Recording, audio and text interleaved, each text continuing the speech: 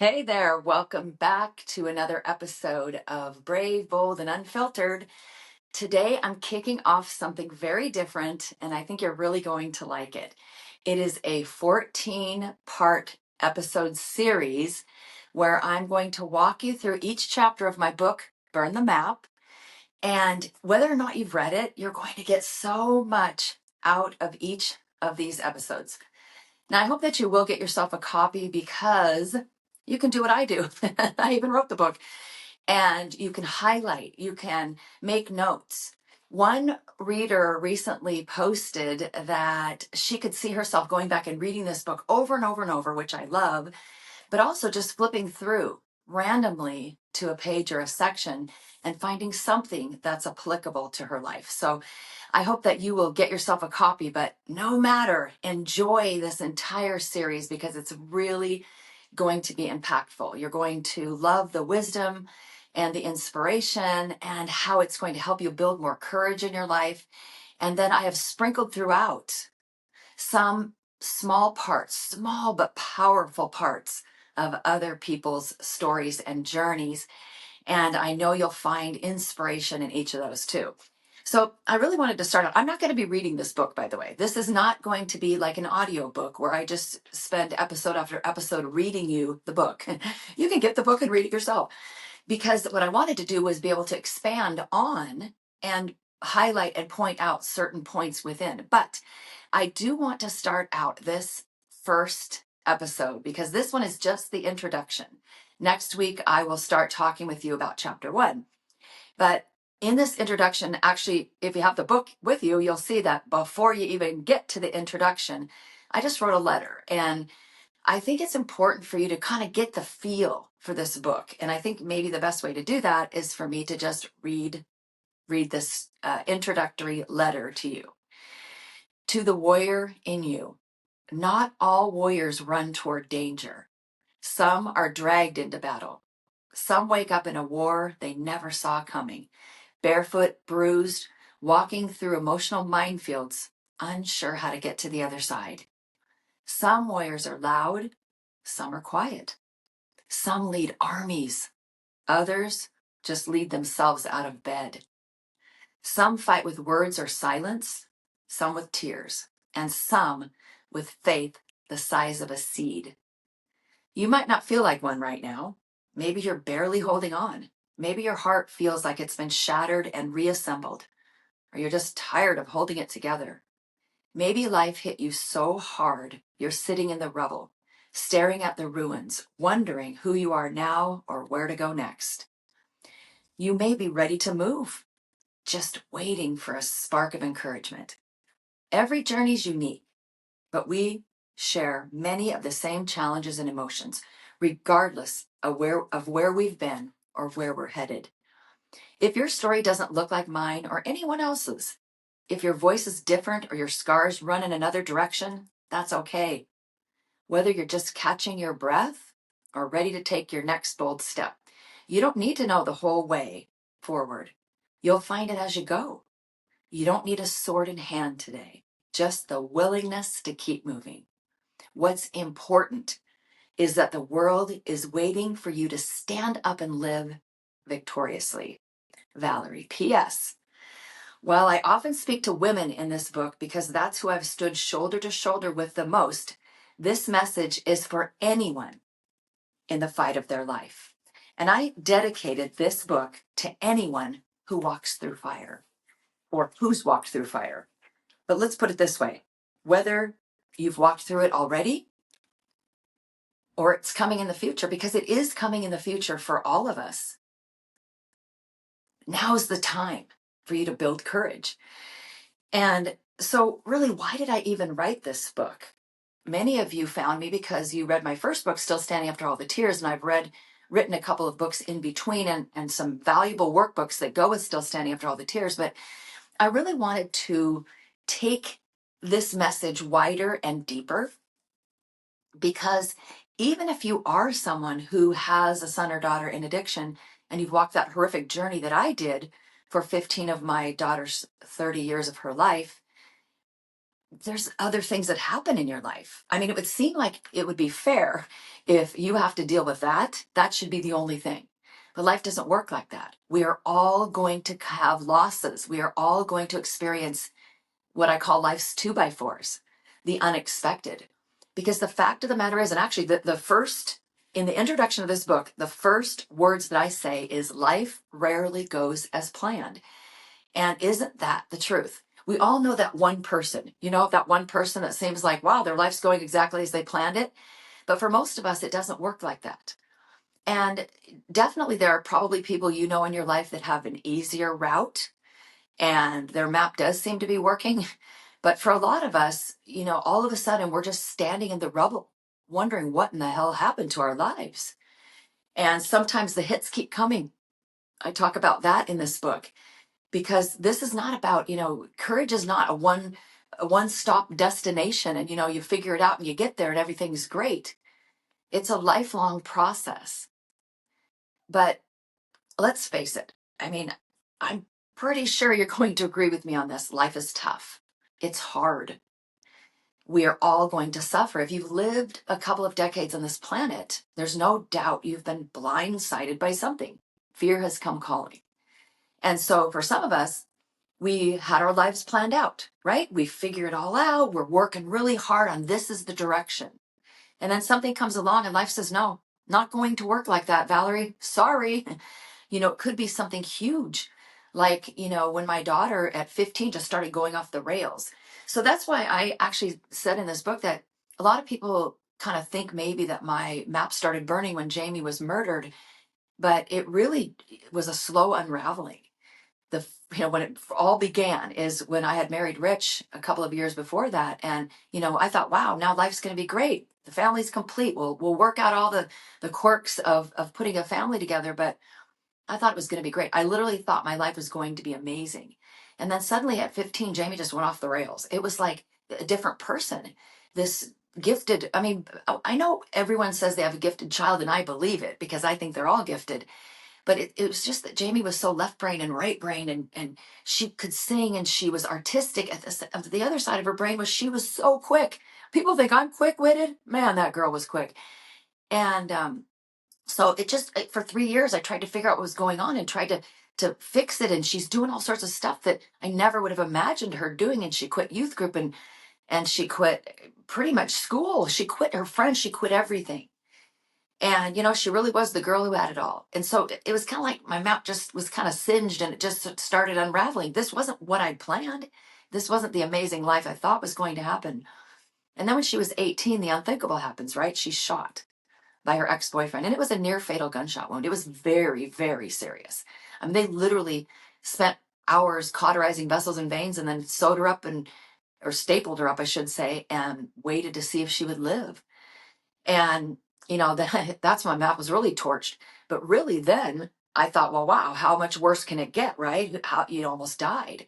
It got a lot worse. She became addicted to those opiates that in the hospital, these people who were thinking they were helping her actually set her on a collision course with her beast.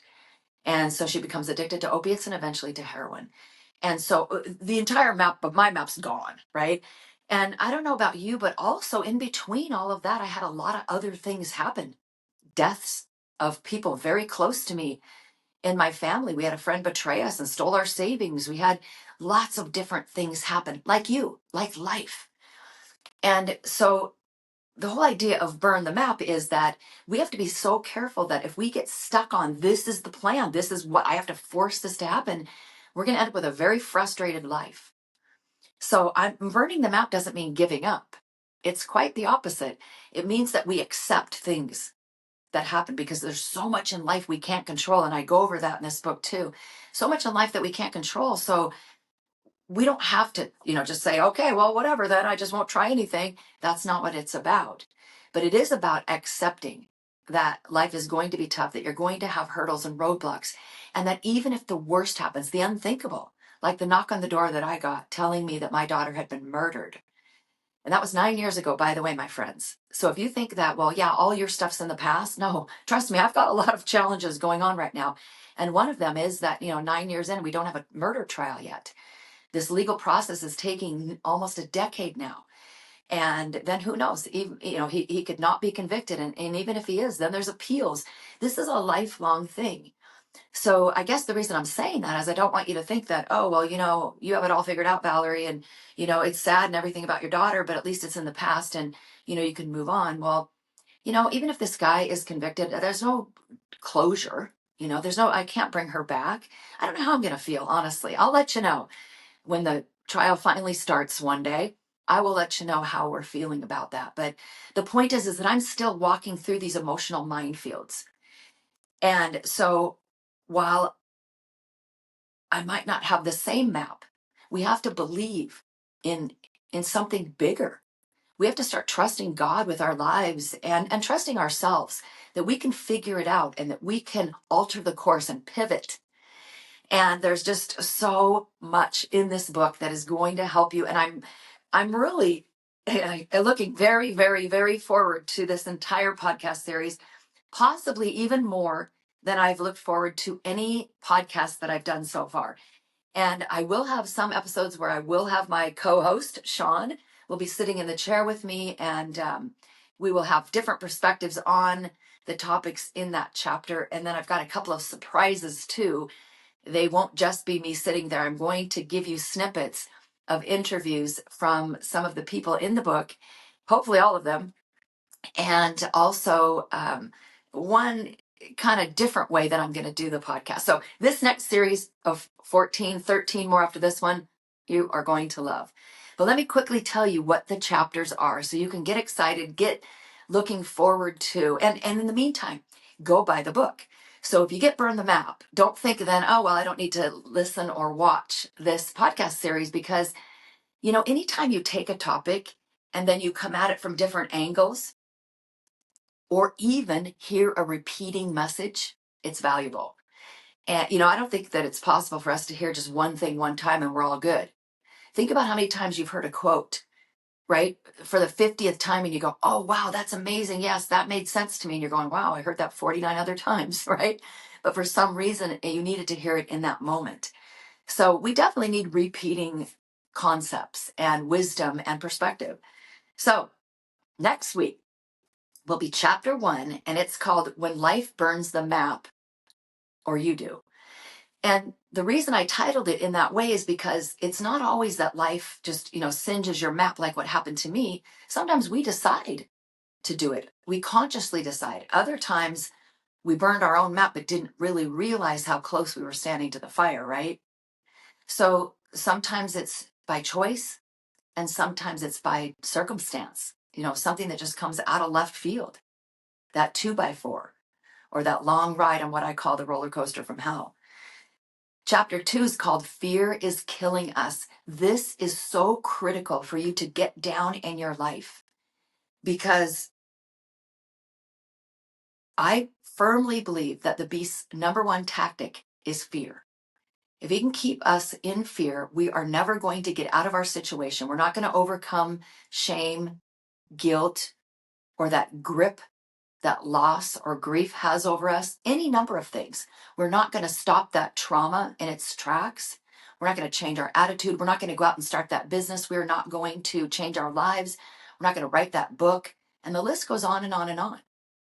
And so life is going to be scary. You are never going to be able to overcome fear completely, but you can overcome the grip it has over you. This is going to be an incredibly powerful chapter for you. And there is good news.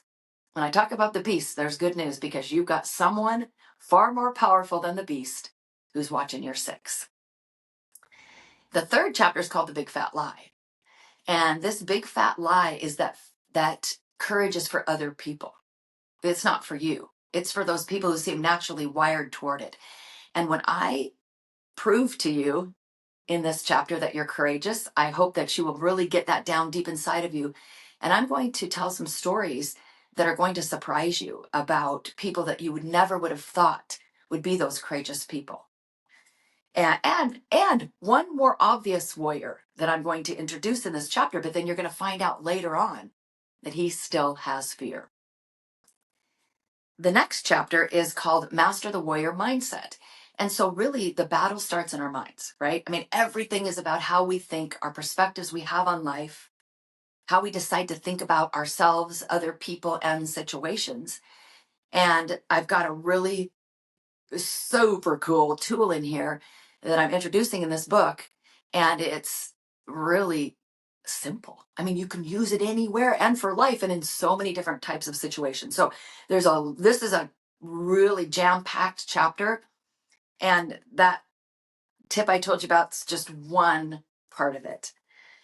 Then we have let me see, where am I? 1, 2, 3, 4. We're on chapter 5. Let go or be dragged. This is about, really kind of, as I mentioned before, accepting that life might not go as planned. And if we keep kicking and screaming, we're never going to get anywhere. It's possible that your life wasn't supposed to go that way, maybe for a period of time for you to learn something, and maybe it's just that someone made a choice that altered the course of your life. Like the guy who decided to pull the trigger and kill my daughter, that altered the course of my life. Jamie deciding to be in drugs and not, finishing a rehab, and all the choices she made definitely affected my life. So yes, it can happen many different ways, but we have to realize that it's possible this was allowed in my particular case in my life so that I could do this work that I do. But no matter, the bottom line is everything can and should be used for good. So we have to let go of the way we think things are supposed to be. And the next one is called The Storms That Shape Us. And this is kind of just more of a fun chapter, but very insightful. I take 4 different types of storms and I liken them to our lives' storms. Some come quick, mass devastation, like an earthquake, 45 seconds of devastation, I call it. Or sometimes it's like a hurricane. They warn you about them, they're coming, about it, you can prepare or not. And so I think this is a lighter chapter, but really on point. Then we have Forged in the Fire. Forged in the Fire is really all about adversity and how adversity is really here to serve us, and how there's great stories in here and analogies that are going to help you to really get on board with this. That I know we'd all like to avoid adversity, but you can't. So if you can't, why not use it? Why not allow it to serve you and others? Next chapter is called Your Heart is Built for This. And so I came up with this title from when I wrote Still Standing After All the Tears. A friend said to me, and this is before Jamie died. She had been shot, but the first time, but she said to me, a mother's heart is not built for this. And I kind of agreed then, but I don't agree with that anymore. And I understand the sentiment and I appreciate it. But I believe that courage comes from the heart, and that God built us to be courageous and has commanded us to be so. And so while you can have, like I do, a permanent hole in your heart that's never going away, your heart is stronger than you think. And I think you're going to be so surprised by some of the perspectives and even stories in this chapter. Then it's Unleash the Warrior. This is where I'm really going to encourage you to do it. It's time. It is time for you to start facing fear. There's a couple of really kind of fun stories in here and ideas. But I want you to really, by the time you get to this chapter in the book, I want you to be like, yep, that's it. I'm doing it. I'm unleashing the warrior, because it's inside of you for sure. The next one is Ignite the Spark. And this is really about how we all have a light inside of us. We all have this spark, this hope. But what are we letting it out? And so if you think about it, I just said, I hope by the time you get to Unleash the Warrior that you're ready to really, change your life and become more courageous, no matter where you are, whether you're down on the mat or you're, ready to go, and anything in between. I hope that if you do that, then this next chapter, which is why they were ordered in such a way, that you're ready now to just really shine your light. And you don't have to have everything figured out to be a leader, to inspire other people. As a matter of fact, it's typically because of what you're going through that is the inspiration for other people. If you're even one step ahead of somebody else, it's proof that they can get there too. The journey of a lifetime is, I start this chapter out kind of tongue in cheek, right? Like, well, if you're expecting this journey of a lifetime, oh, maybe you thought this was going to be where I offer you a free trip around the world or something like that. It's really about how the hits keep coming in life. And, building courage is not a one and done thing. And it is going to be a process, and you're going to have things. But imagine you're going to have these things happen in your life anyway. What if you're unprepared for them? Wouldn't it be better to be more prepared? I could never have been prepared for that knock on the door, even though Jamie was in addiction and had even been shot once before. I couldn't have fully prepared myself. But let me tell you something. Had I not done what I did when I did, I would not be here today. So I think it's really critical that you get excited about the opportunity that you have, even with this adversity. And then the last chapter is called Freedom. And it is where it is a call to action. It is where I'm calling you to a mission. I don't know what exactly your mission is, but this is your mission to stand up to your beast. In fact, let me tell you what it is, because it'll be a few episodes before we get to this. So it won't be like, a repeat. So this is how I say the mission. You felt the pain. You've walked through the fire. You've lived with your beast long enough. Now it's time to take a giant leap forward. This is your mission: to confront the pain and use it for good, to show up when it's hard, to face down your beast and live with seed-sized faith and warrior-sized courage, to be the kind of light you once needed. So I hope you're as excited as I am about these upcoming episodes. And if you liked this episode, please share it with somebody. Make sure you're subscribed to our channel on YouTube. It's Valerie Silveira is my channel, but all the podcast episodes are on YouTube so that you can watch them. If you prefer listening, they're on your favorite podcast platform. So be sure to follow it, download those episodes, and again, share. When we find hope, we should not keep it to ourselves. So also, if this section, this is just the introduction, I haven't even shared the 12 chapters with you yet, but if that hit you as hard as it did when I wrote this book, Burn the Map, I hope that you will get your copy, start reading it, and start being a light in this world, and then pass it on. You can find this book on Amazon. You can go to my website at valeriesilveira.com. There's links there. But be sure to share even a little nugget of wisdom or hope with someone else who needs it, who needs that dose of courage, just like all of us do. Okay, see you in the next chapter.